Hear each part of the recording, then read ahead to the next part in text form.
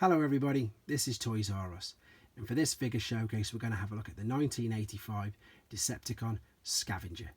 What we're going to do on this video is quickly have a look at some of the types of packaging that he came in and the artwork that's on that, some of the known variants that there are of him and some of the ones I've got to show you the differences, and as well as quickly touching on what you need to be aware of if you wanted to get ones yourself for display purposes. So without further ado then, here he is, Scavenger.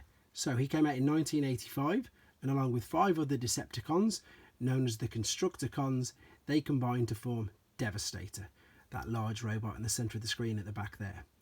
Now some of you may have noticed that I've already done some combined limbs videos already, and funnily enough there's a big difference between this and the others.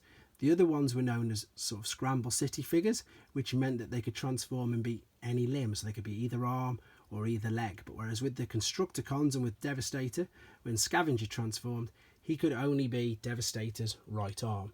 Unfortunately, he couldn't go anywhere else, and as I say, this is what made the Constructicons different from some of the other combiners that were available at that time. Right then, so let's have a look at the robot. The robot itself, again, not much articulation, very basic robot, but with these figures being as old as they are, and as I say, that really wasn't the gimmick. The gimmick obviously we're looking for is the fact that him with 5 other robots can combine and form Devastator. So what we've got is his alternate mode, which is this nice excavator digger here, and I've got in his not so well known armoured up or battle mode, where he uses parts of the combiner to attach, as I say, for weaponry. So we've got obviously what would be there where the fist fits into, and of course a little rocket to fire as well. While we're looking at these in alternate modes, this will give me an opportunity to show you some of the differences between variants. Now the one on the right you can see is a much brighter green. That's an actual Mexican variant, and that's how to differentiate between the two of them. So the Mexican variant has got the much brighter plastic, and I've got the Mexican box which we'll come to in a second. So as I say, that's the figures.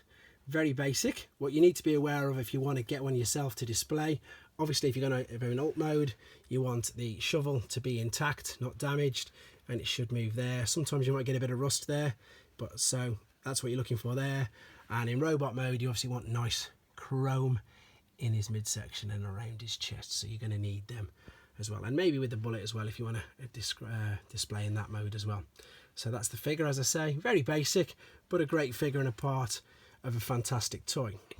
I'm going to slowly start to move some of these figures out of the way.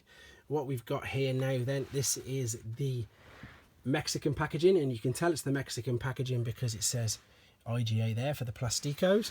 And what they do is they keep the names in English, and as I say then, but the rest of the language is obviously in Spanish or Mexican. So we'll turn it around at the back, and you've got the 1985 artworks. You've got the Dinobots with Shockwave and Jetfire. Great big nice battle scene there as well.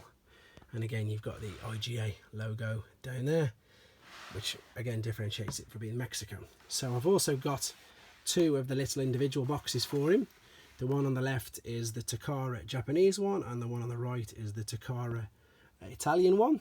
So the big difference is obviously the language, and what Gig did, which was the Italian variant. Again, I've pointed this out. They changed it to Transformer instead of Transformer, and they also changed his name to Braccio or Braccio, however you want to pronounce that. These little boxes, again, I keep harping on about how brilliant they are, and I'll show you again why in a second.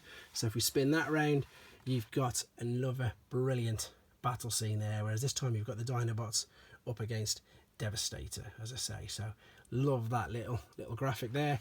It's obviously the same on the back of the Japanese one as well. Another nice touch as well is that's still got the price on, 980 yen, next to nothing obviously. And moving over, this is the Gig packaging. So this is the gift set of the Gig packaging, where they've changed all of the names into Italian, and again there it is, Transformer, and of course all the languages is in Italian, and they've got the same battle scene. I'll quickly take the opportunity to have a look inside one of the little boxes down here. So this is another one, this is another Gig one, and again we've got the nice touch of the price there with the Italian lira. Of course it doesn't exist anymore, it's all the euro, and these are what comes with the boxes. And the reason why I'm showing you this is, see, there's a stopper there, because very like the US with the early Transformers Autobot cars and the firing missiles, they weren't allowed. In Italy they didn't have the same, so they've got like a big rubber stopper which will fit in there. So overall then, a very, as I say, cool figure, mainly because of obviously who he transformed into. It's hard to find a particular Transformer fan who doesn't like Devastator, but as you can see there, it's even more interesting with the different types and varieties of packaging and manufacturers you can find as well. So I hope you enjoyed looking at him. Take care and subscribe for more.